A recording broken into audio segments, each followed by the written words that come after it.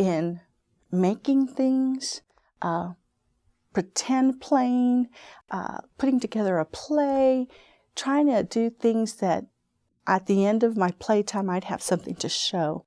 And I just always enjoyed that.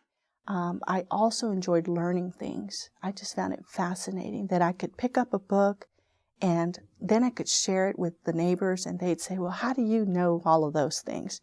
And I'd say, well, because I read it. And they'd say, reading, that's boring. And they would laugh at me. As a matter of fact, my brothers, a couple of my brothers and friends would call me nerd girl when I was growing up.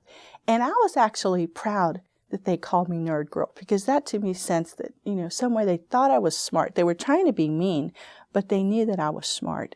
And so it's funny, when I graduated and I received my doctorate degree, one of my brothers that used to call me that said, you know what, I always knew you were a nerd girl, but now you proved it with that doctorate degree.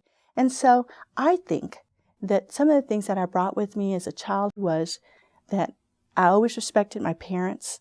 And even though they wanted me to do things that at the time I thought were really dumb and weren't important, I did them.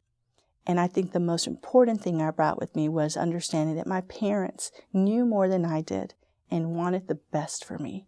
And those are things that I always to this day carry, which included speaking Spanish. It included being responsible. It included following their orders. And often it's difficult to do that because you're young and you think that someone else has a better way and other families don't have so many rules.